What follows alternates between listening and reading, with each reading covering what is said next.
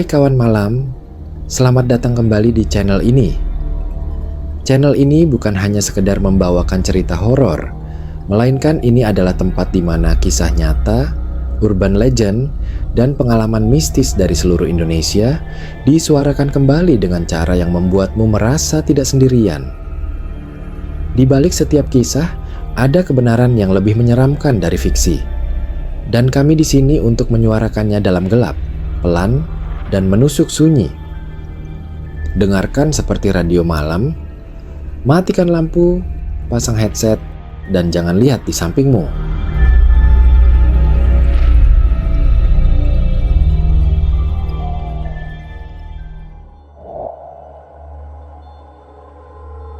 Cerita ini dikirimkan oleh seseorang yang pernah mondok di sebuah pesantren tua di daerah Ciamis, Jawa Barat. Ia menulisnya dengan tangan sendiri, dikirim lewat surat pos ke redaksi di sampingmu, dan dia meminta hanya satu hal, jangan sebut namanya. Cerita ini bukan hanya tentang tempat yang angker, tapi tentang sesuatu yang masih tertinggal, bahkan setelah tempat itu ditinggalkan. Dan malam ini, kamu akan mendengarkan sebuah kisah yang tak akan kamu lupakan.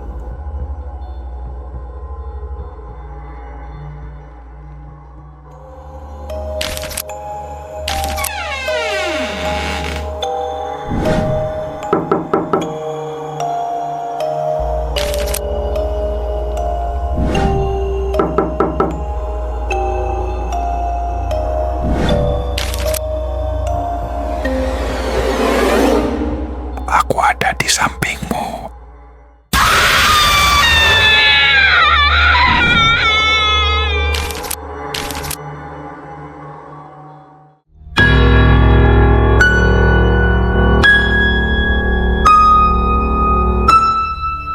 Malam itu, seperti biasa, aku terbangun karena suara hujan yang jatuh pelan di atap asrama. Udara dingin menyusup lewat celah-celah jendela tua yang berderit saat angin lewat, membuat tubuhku menggigil meski sudah berselimut.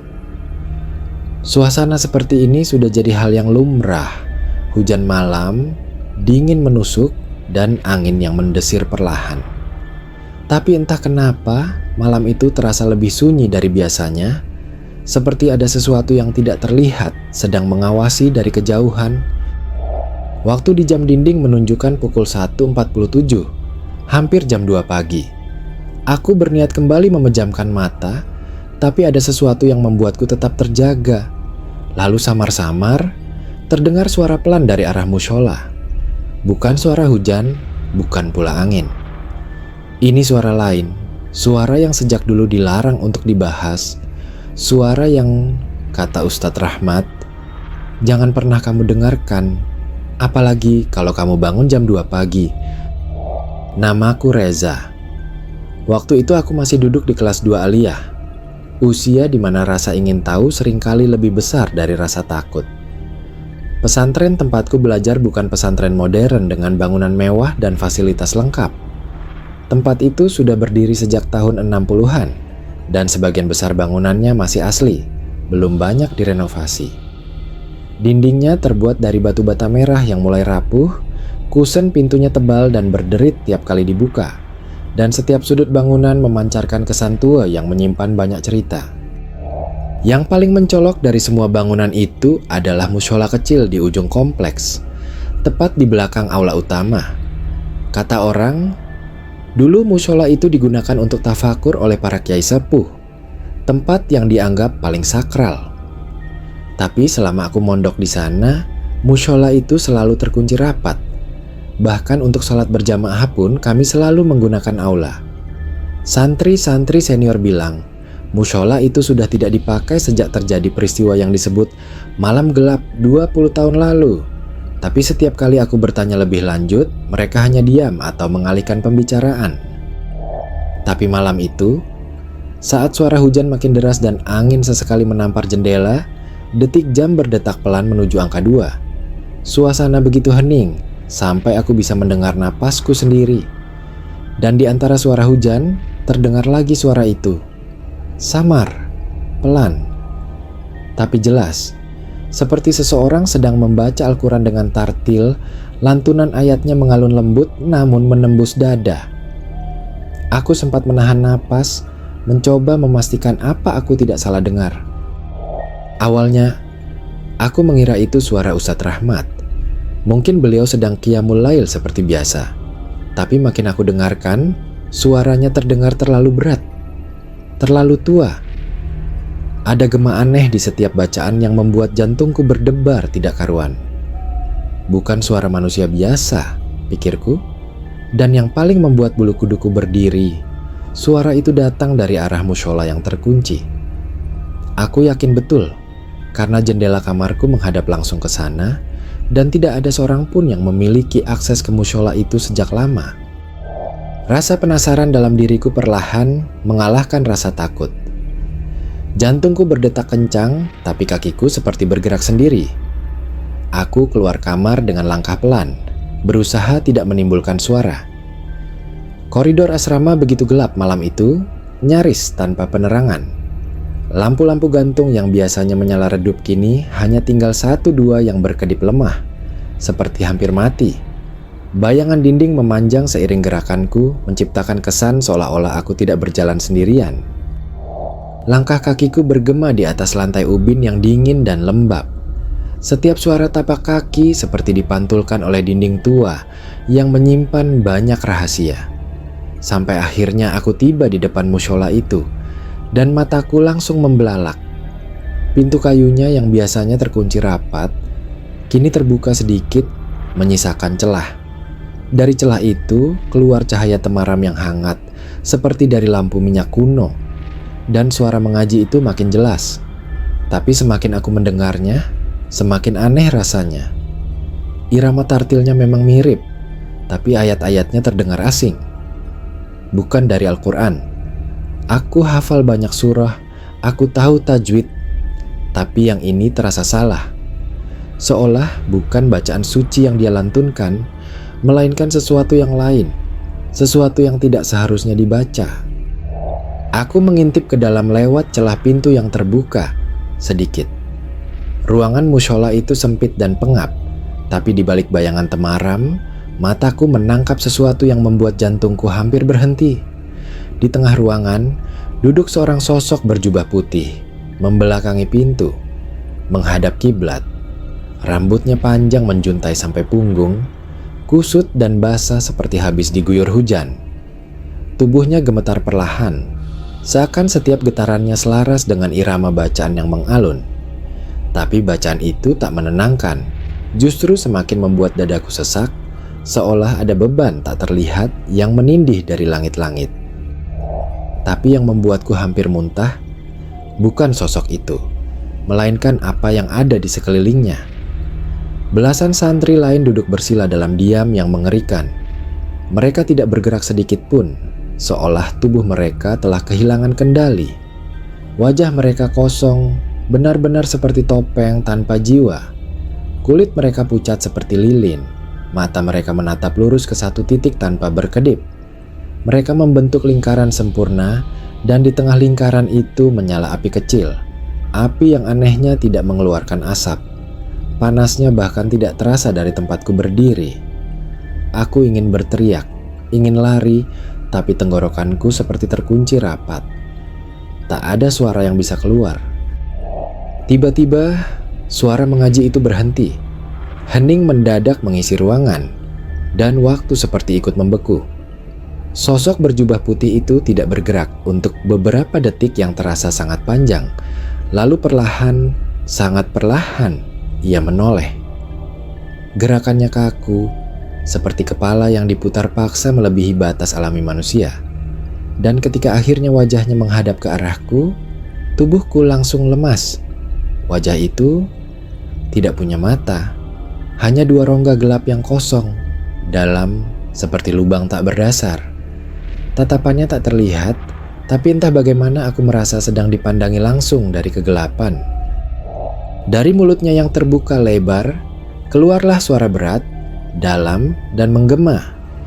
Kamu tidak seharusnya terbangun malam ini. Kata-kata itu seperti langsung menancap ke dalam dadaku. Detik berikutnya, Pintu mushola terbanting keras tanpa ada yang menyentuhnya. Suara hentakannya memekakan telinga, dan saking kuatnya, kayunya menghantam wajahku hingga aku terlempar ke belakang. Pandanganku berputar, dunia gelap, dan tubuhku membeku karena dingin. Aku tak sempat berpikir atau berteriak. Saat itu juga aku kehilangan kesadaran, pingsan tepat di depan pintu mushola yang kini kembali tertutup rapat. Aku terbangun keesokan paginya di kamarku sendiri, tubuhku lemas dan kepala terasa berat. Beberapa teman sekamar mengelilingiku dengan wajah cemas. Mereka bilang aku menggigil hebat sepanjang malam, seperti orang kena angin duduk.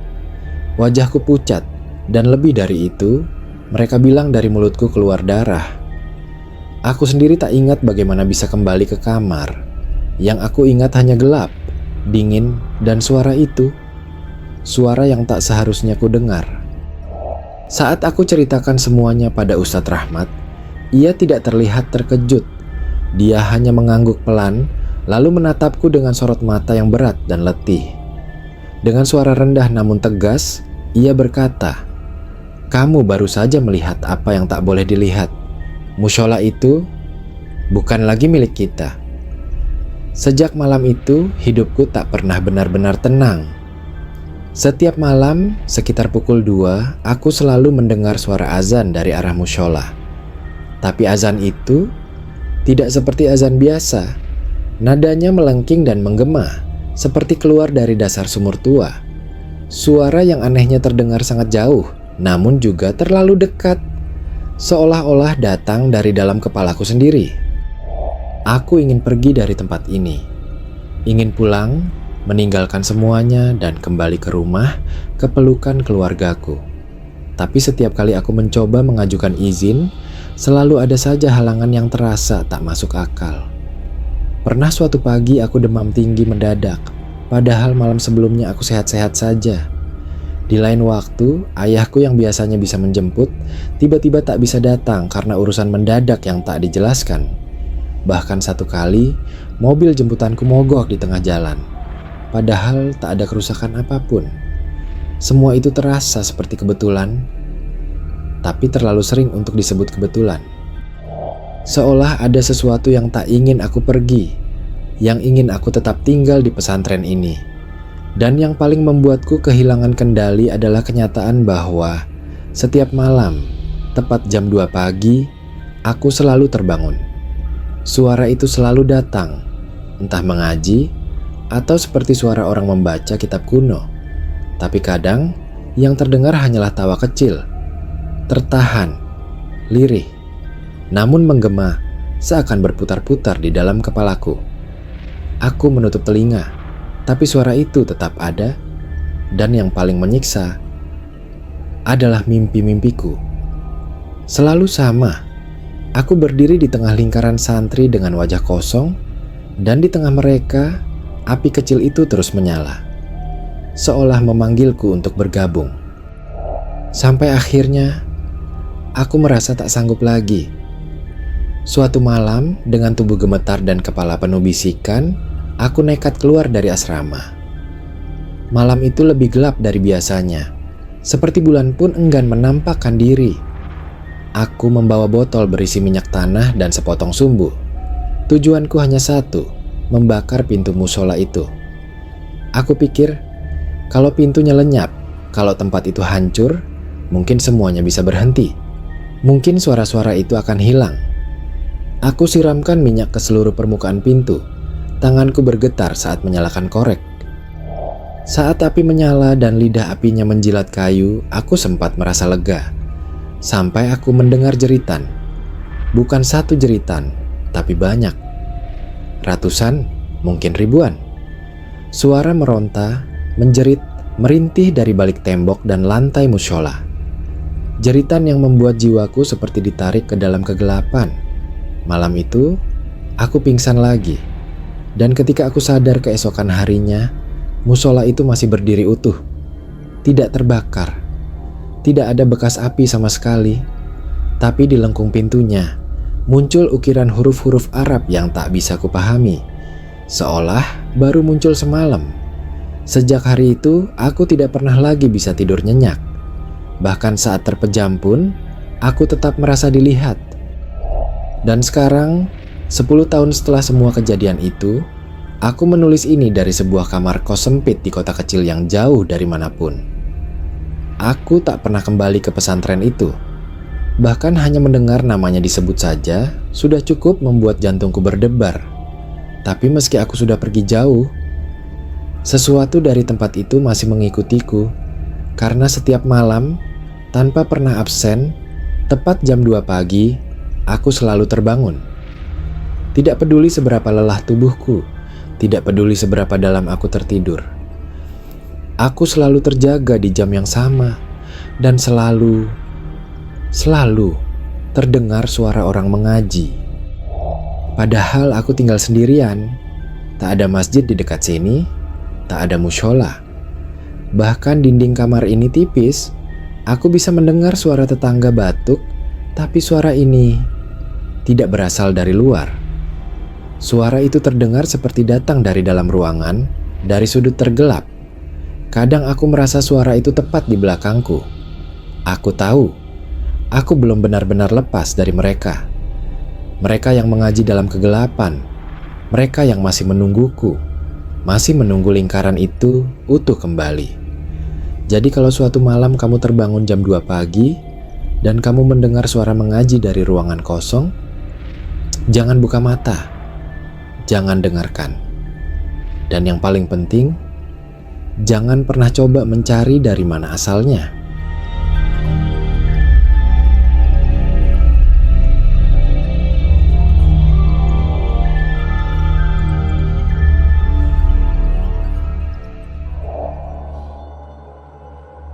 Hai kawan malam, itulah kisah malam ini.